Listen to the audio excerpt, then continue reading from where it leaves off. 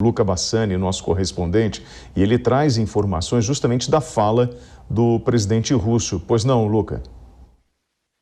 Olá, William. Exatamente. O presidente Vladimir Putin acabou de fazer um pronunciamento na Rússia, ao mesmo tempo em que o secretário-geral da OTAN fala para o Ocidente. O presidente russo diz que, desde o seu discurso de ontem, foi muito veemente no que diz respeito à integridade territorial ucraniana. Ele disse que tudo isso é uma construção muito recente. A Ucrânia não tem tradição de ser uma nação. Obviamente que o povo ucraniano recebeu todas essas declarações de maneira muito ruim, né?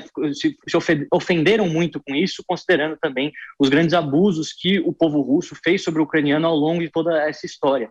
O que é interessante ver do ponto de vista estratégico, militar, do ponto de vista de guerra, que o reconhecimento da independência dessas províncias rebeldes no dia de ontem possibilita uma intervenção militar sem quebrar alguns acordos internacionais. Obviamente que o acordo de Minsk, que foi essa trégua selada em 2014, 2015, entre ambas as partes, foi quebrado já pelos dois lados nos últimos dias.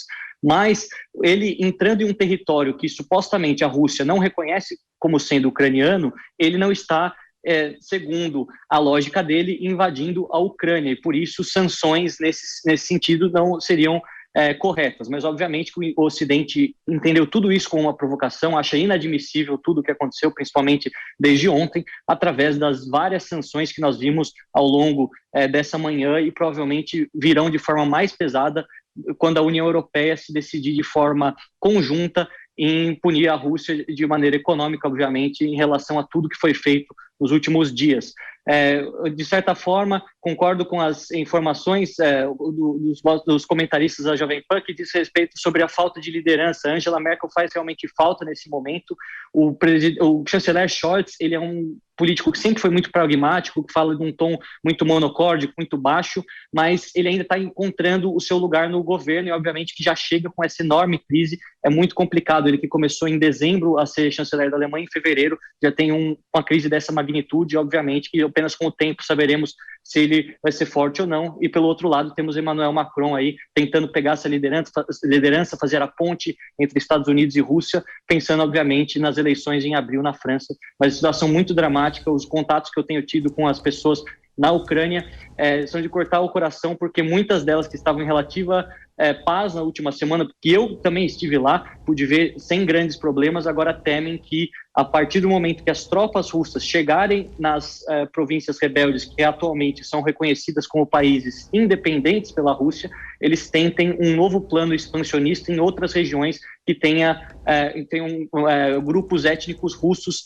também na fronteira, subindo mais ao norte da Ucrânia, o que é muito preocupante também, considerando toda a extensão que a Ucrânia tem no Mar Negro, que é uma região muito estratégica, onde temos a Crimeia, onde temos o transporte de várias embarcações que fazem esse contato entre o Mar Mediterrâneo e a Turquia e a Rússia e todos os outros países daquela região. Então é muito delicado tudo isso que acontece. Obviamente que as notícias vão acontecendo, a gente tem que estar preparado para passar em tempo real para vocês, mas agora finalmente nós vemos pelo menos uma mesma retórica, né? Nós vemos acontecendo as decisões de um lado, o presidente Putin sendo bastante incisivo nas suas decisões, não só nas suas falas, e o Ocidente hoje também, principalmente com as sanções britânicas, também sendo incisivo. Então segue pelo menos uma mesma linha, mais fácil para todos entenderem esse drama acontecido aqui na Europa. Certamente, Luca, eu peço para que você continue com a gente, suas informações são muito importantes, mas dentre essas informações, eu destaco uma fala de Putin que você trouxe para a gente, chamo Marco Antônio para que ele possa interpretar isso para mim.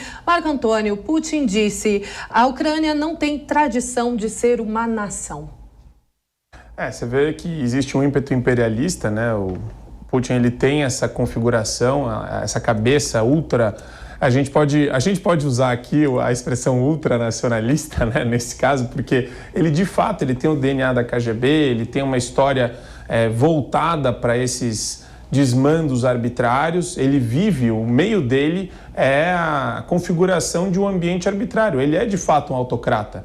Por isso que quando a gente faz análise geopolítica e faz uma comparação entre países, eu já apontei aqui o erro manifesto de alguns comentaristas ou de algumas posições veiculadas pela imprensa em comparar o Putin com o presidente da Hungria. Quer dizer, São nações diferentes, são visões completamente diferentes. E ele deixa isso muito claro quando ele coloca dessa forma. Ele está, de fato, aqui, Kalina, buscando, de maneira estratégica, né, bastante refletida, o melhor para ele. Então, a gente pode fazer uma interpretação de que ele nunca iria invadir, mas ele está usando de todos os meios à disposição dele para obter o melhor numa negociação. Nesse caso seria no ingresso da Ucrânia, eventual cessão aí dos territórios separatistas da Ucrânia, ele conseguindo levar isso para casa e resolvendo o problema sem conflito, tá tudo bem. A questão é, quem vai colocar pressão para o conflito de fato exercer? Ele não está fazendo um conflito direto,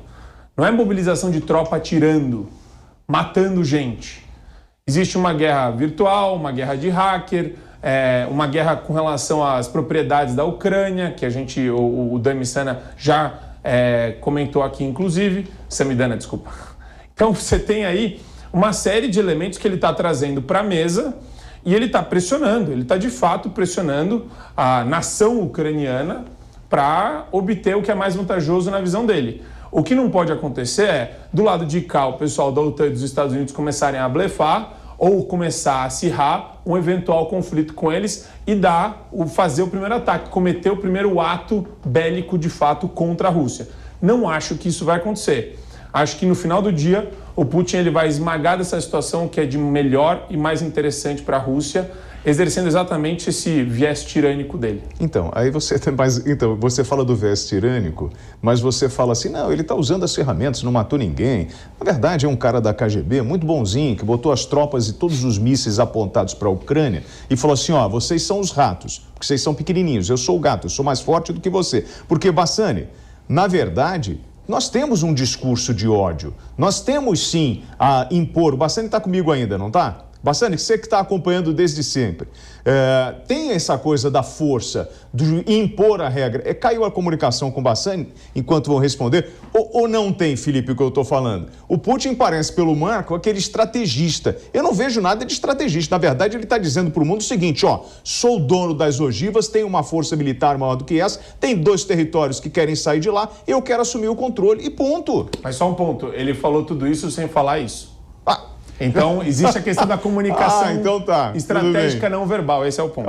Não que eu seja um juiz da causa, mas vocês dois estão certos, porque para ocupar há mais de 20 anos o cargo que ele ocupa, ele tem que ter exatamente as duas coisas, inteligência estratégica e força. Ele não seria quem ele é sem ser inteligente e estrategista, mas também não seria quem ele é se ele fosse presidente do Azerbaijão e não da Rússia, né? Ele está sentado em cima de um império nuclear que o garante, né? Que dá a ele segurança para ser esse estrategista que o Marco colocou. Então vocês dois estão corretos. A minha pergunta é, será que a Ucrânia hoje é a Tchecoslováquia de Hitler? Né? A gente sabe como tudo começou, né? Ainda usando o exemplo da Segunda Guerra em 1938. Agora, a gente não pode comprar pelo preço que ele está vendendo esse tipo de discurso barato de falar que a Ucrânia não tem tradição para ser um país. Porque, eu vou dizer alguma coisa que talvez possa deixar alguns chocados, mas a Itália e a Alemanha, enquanto nações unificadas, são mais novas que o Brasil. Tem muita gente que não sabe isso. Mas o Império Romano... Não, o Império Romano é uma coisa, né? A Itália, até o século XIX, não era um país. Foi unificada, assim como a Alemanha. Tinha a Prússia, tinha tantos reinos e virou a Alemanha no século XIX. Quando o Brasil já era um país, né? É claro, guardadas as devidas diferenças, né? Agora,